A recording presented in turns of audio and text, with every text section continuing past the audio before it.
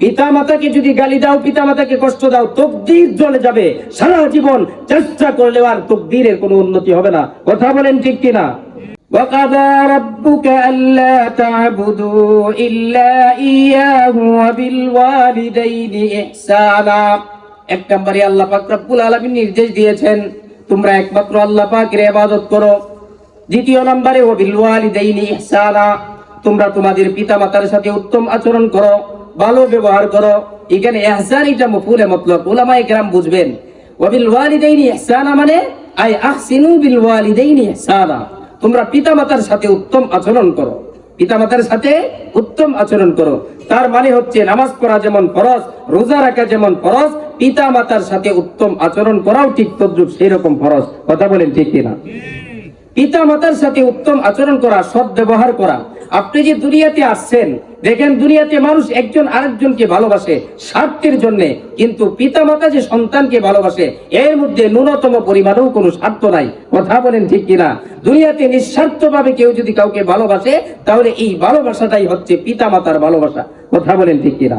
এজন্য আল্লাহ পাক নিজের ইবাদত করার সাথে সাথেই, ইবাদতের হুকুম দেওয়ার সাথে সাথেই পিতা মাতার সাথে সৎ ব্যবহার করার নির্দেশ দিয়েছেন আল্লাহ তাআলা। কথা বলেন ঠিক কিনা? এজন্য সহিহ বুখারীর বর্ণনায় আমি আপনাদের সামনে যে হাদিস কালা তেলাওয়াত করেছি, হাদিসে পাকে নবীজি বলেছেন, হযরত আব্দুল্লাহ ইবনে আব্বাস রাদিয়াল্লাহু আনহু থেকে বর্ণিত হাদিস, সাআলতুন নবী সাল্লাল্লাহু আলাইহি ওয়াসাল্লাম আইয়ুল আমালি আহাব্বু ইলাল্লাহ ক্বালা আস-সালাতু আলা ওয়াক্তিহা। হযরত আব্দুল্লাহ ইবনে আব্বাস রাদিয়াল্লাহু আনহু নবীজিকে জিজ্ঞাসা করেছেন, ওগো নবীজি, সবচেয়ে উত্তম আমল, আল্লাহর নিকট পছন্দনীয় আমল কোনটি? আল্লাহর নবী বলেন, আস-সালাতু আলা ওয়াক্তিহা, সময় মতো নামাজ আদায় করা। সময় মতো নামাজ আপনারা আদায় করেননি?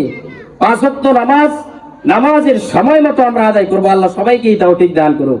যেই ব্যক্তি 5 ওয়াক্তের নামাজ সময় মতো আদায় করবে এই ব্যক্তির আমল নামায় কোনো গুনাহ থাকবে না। বলেন সুবহানাল্লাহ। আল্লাহ নবী বলেন, যেই ব্যক্তি উত্তমভাবে ওযু কইরা 5 ওয়াক্ত নামাজ জামাতের সাথে ইমামের সাথে আদায় করে, ওই ব্যক্তি তার বাড়ির সামনে স্বচ্ছ একটা ঝর্ণা থাকলে, দৈনিক যদি একটা লোক 5 বার স্বচ্ছ ঝর্ণায় গোসল করে, তার শরীরে কোনো ময়লা থাকতে পারে? বলেন, থাকতে পারে?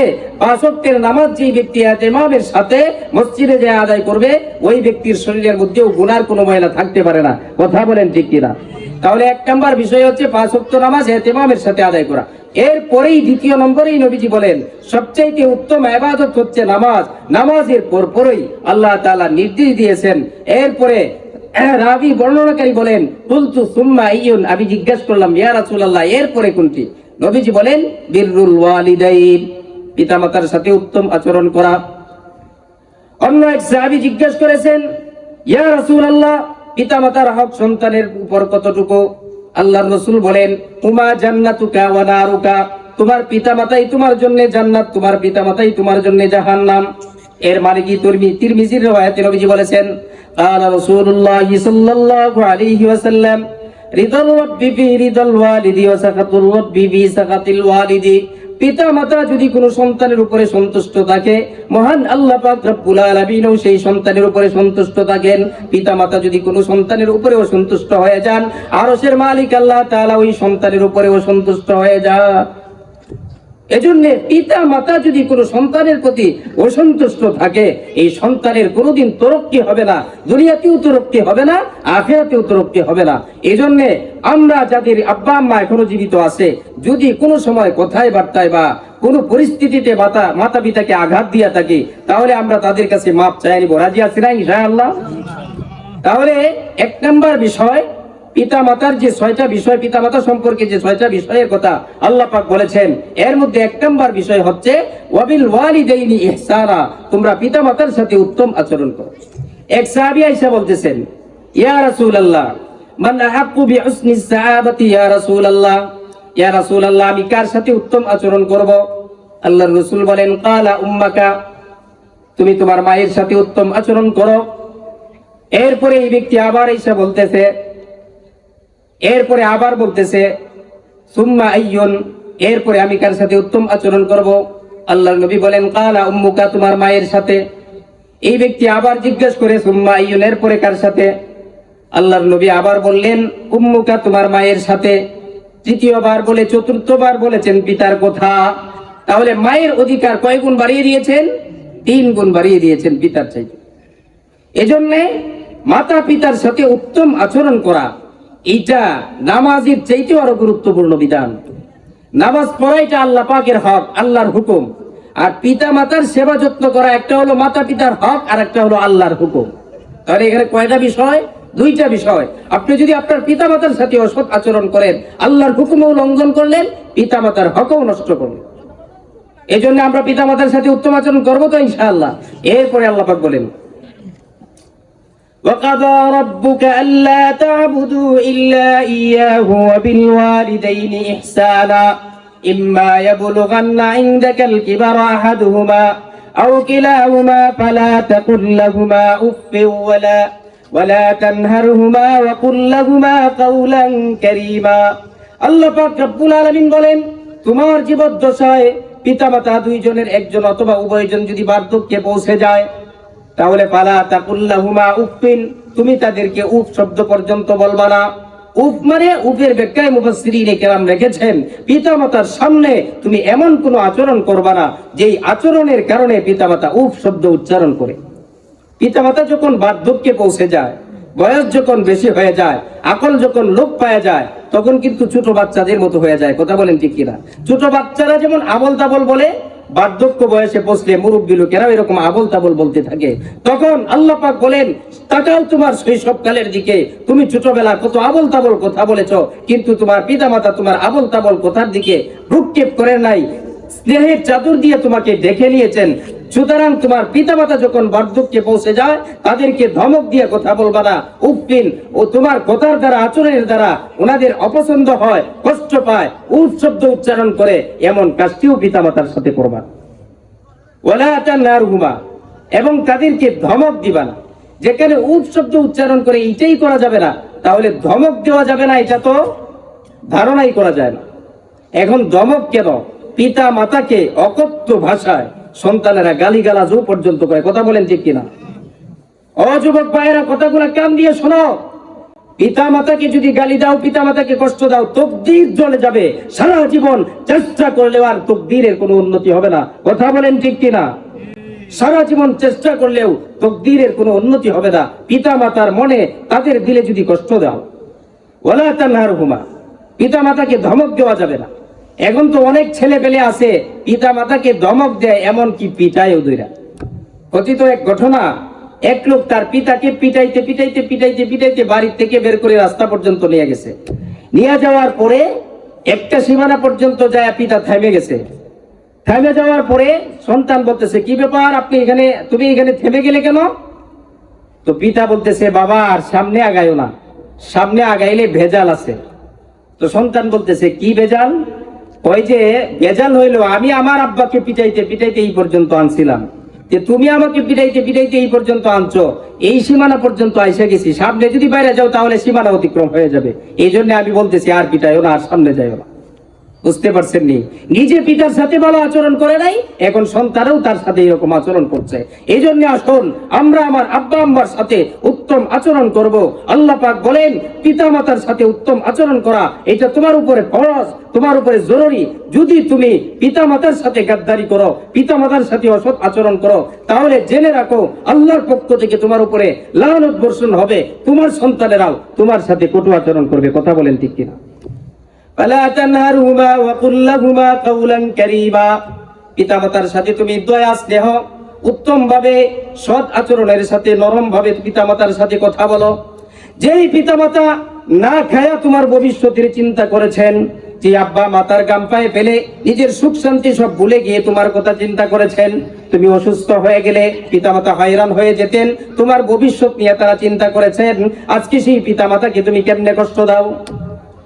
واخفض لهما جناح الذل من الرحمة وقل رب ارحمهما كما ربياني صغيرا।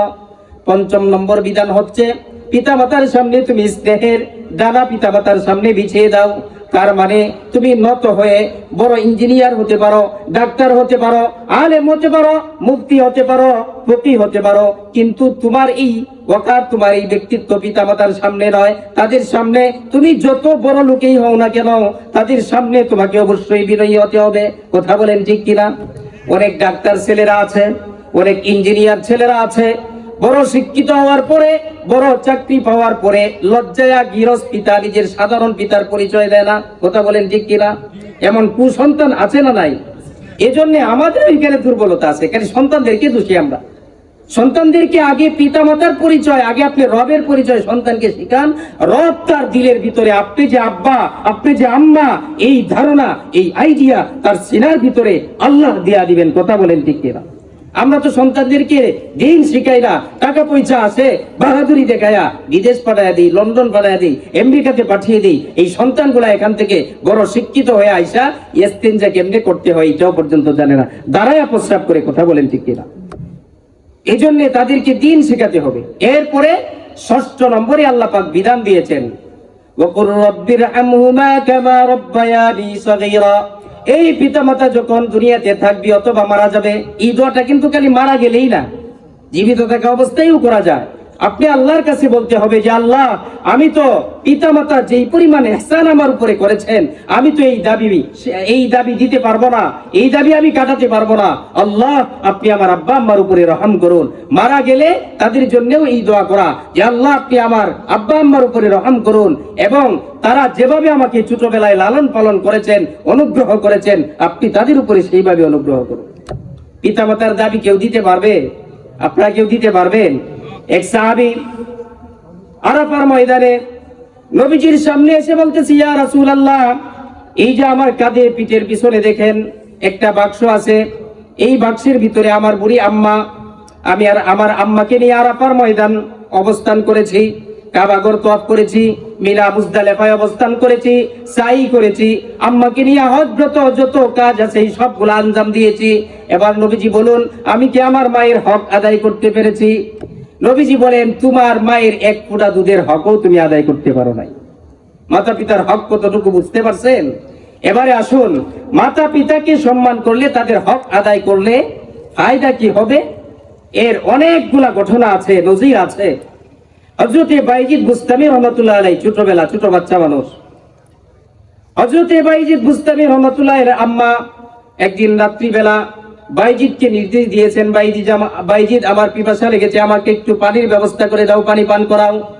বাইজিদ বুস্তামি রহমাতুল্লাহ আলাইহি ঘরের ভিতরে পাত্রের কাছে যায়, দেখেন পাত্রের মধ্যে পানি নাই। বাইজিদ বুস্তামি রহমাতুল্লাহ আলাইহি পানি আনার জন্য বাইরে চলে গেলেন। বাইরে চলে গিয়া পানি নিয়ে আসলেন। পানি নিয়ে আইসা দেখেন মা বিছনার মধ্যে শুয়ে ঘুমিয়ে গেছেন। এখন মাকে ডাক দিলে কষ্ট হবে, এজন্য ছোট বাচ্চা বাইজিদ পানির গ্লাস মাথার শিওরে, মার মাথার শিওরে নিয়ে দাঁড়িয়ে আছেন। সারা রাত্র কাটিয়ে ফেলছেন। রাত্রিবেলা যখন মা ঘুম ভেঙেছে, সজাগ হয়েছেন, জাগ্রত হয়েছেন, জাগ্রত হয়ে দেখে মার শিওরের কাছে বাইজিদ বুস্তামি পানির গ্লাস নিয়ে দাঁড়িয়ে আছে। মা ছোট কচি বাচ্চা বাইজিদকে ডাক দিয়া কম্বল পরায়া ঘুম পাড়াইয়া দিছেন। ঘুম পাড়াইয়া দিয়া মা উযু করে নামাজের জন্য নামাজের মুসল্লায় দাঁড়িয়ে আল্লাহ পাক রব্বুল আলামিনের দরবারে দোয়ারে হাত তুলে মা সন্তানের জন্য দোয়া করতেছেন, ওগো আল্লাহ, আমার এই কচি বাচ্চা বাইজিদ আমার জন্য যা করেছে, আমার দিল, মা হয়ে বলতেছি, আমার দিল ঠান্ডা হয়ে গেছে, তৃপ্ত হয়ে গেছে। ওগো আল্লাহ পাক রব্বুল আলামিন, মেহেরবানি করে আমার এই কচি বাচ্চা বাইজিদকে তুমি কবুল করে দাও, এই বাইজিদকে তুমি সুলতানুল আরিফিন বানায়া দাও। বাইজিদের জন্য দোয়া করছে, দোয়া কবুল হয়ে গেছে। হাদিসে পাকে আসছে 3 ব্যক্তির দোয়া সরাসরি মালিকের দরবারে কবুল। এর মধ্যে একজন হচ্ছেন মা। মা যদি সন্তানের জন্য নেক দোয়া করে এটাও কবুল হয়, মা যদি সন্তানের জন্য বদ দোয়া করে এটাও কবুল হয়। ওয়াইসুল কারনী রাহিমাহুল্লাহ, ওনার ঘটনা আপনারা শুনেন নাই? উনি ইয়ামানের বাসিন্দা ছিলেন, কারণ নামক এলাকার। নবীজির জীবদ্দশায় তিনি নবীজির রিসালাতের সংবাদ শুনে কলিমা পড়ে মুসলমান হয়ে গেছেন। বলেন সুবহানাল্লাহ।